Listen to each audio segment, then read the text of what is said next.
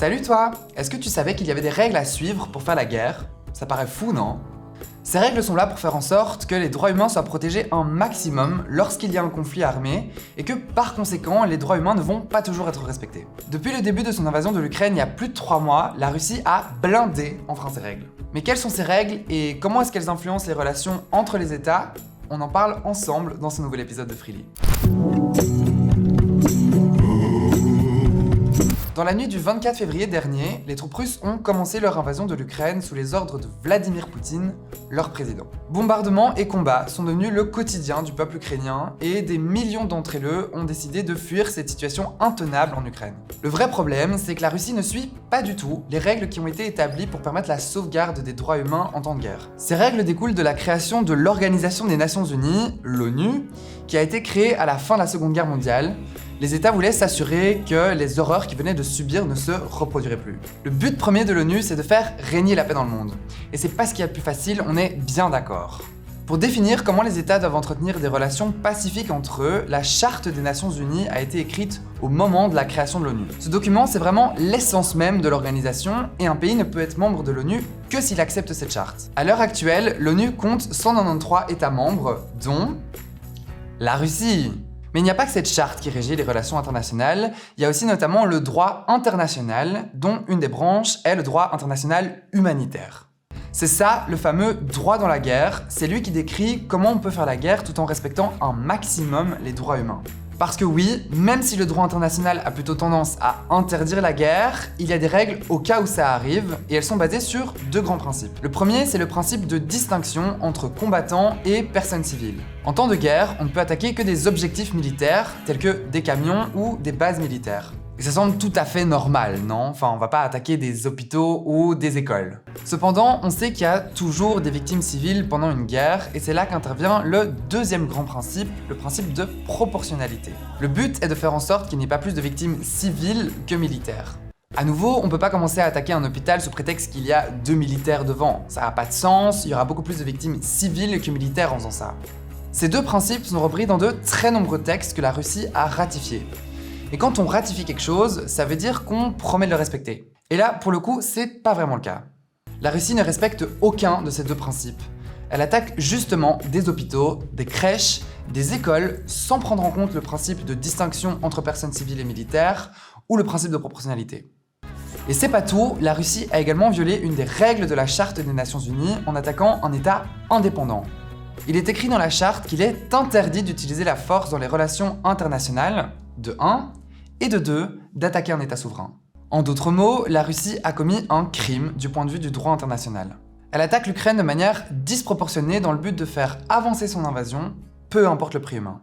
Pour laisser la parole à une personne concernée, on accueille Slava, qui travaille pour Amnesty International Ukraine. Elle a dû fuir l'Ukraine depuis le début de la guerre et elle travaille à distance depuis la Belgique comme d'autres de ses collègues. So my name is Venislava. I'm a growth and activism coordinator at Amnesty International Ukraine. I used to live in Kiev. It's the capital of Ukraine, but now due to war I had to immigrate and now I live in Brussels.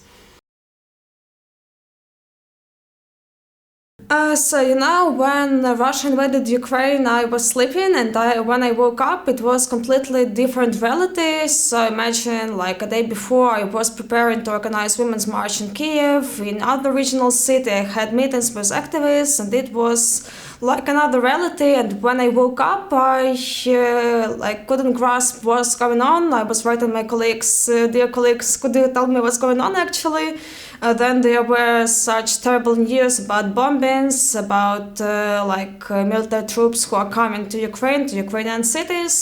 As a human rights defender, I was really worried because war is always about violations of human rights. It's about victims among civilians, and so I was really afraid that all my work I was doing now it actually doesn't matter, because when the cities are bombed, when people have to evacuate, have to move, it's really hard. And for me, it was also motivation to continue my activism, to help as much as I can, as is possible, and that's why I was really glad when I evacuated from Kiev, because sitting at bombing shelter I could do nothing.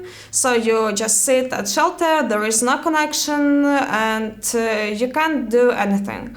But then when I moved to Lviv, I began to continue my activism, and now I try to work on mobilization of people, I try to volunteer and help with humanitarian aid, and so I try to do as much as I can. Maybe the most important for Ukrainians is that this war is not forgotten. It's really terrible, and it will be the most terrible if people will understand it as part of reality. So it's just Ukraine, there is a war, it's normal, and we can't do anything without it. And in my opinion, it's important for people to do as much as they can, also to go to demonstrations, to share information in social media, to fight with fakes, because there are many fakes, and maybe support some humanitarian grassroots initiatives who work on Ukraine, and just be a voice of those who can't speak now due to war, due to bombings. In my opinion, it's the most important, just not to stay silent and not to tolerate this violence which actually occurs in Ukraine. Mais comment est-ce qu'on juge un État du point de vue international? Eh bien ça, c'est un beau bourbier. En principe, c'est la Cour internationale de justice qui est compétente pour juger les États. C'est la plus haute instance de justice de l'ONU, et donc forcément, les jugements demandent beaucoup de temps et de preuves.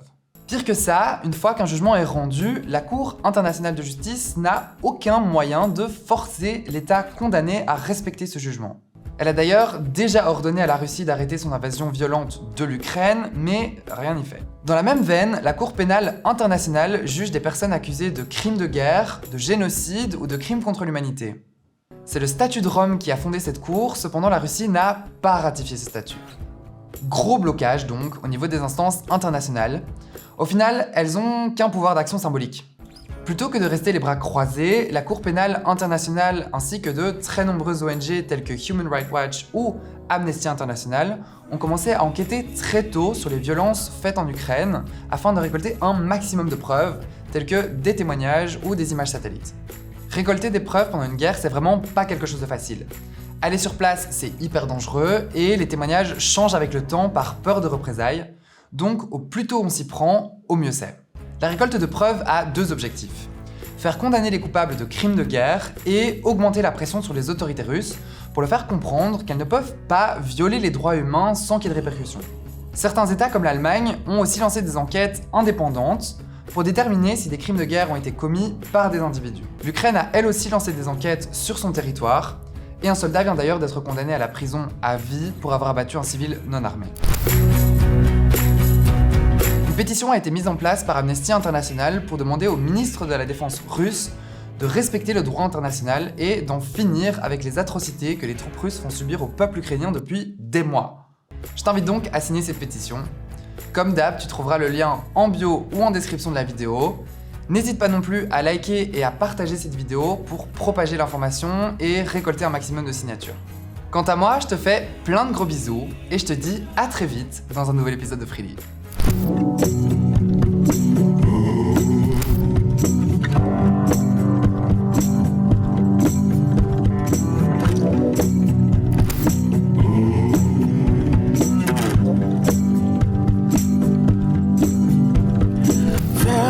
The weight of the world was on my shoulders.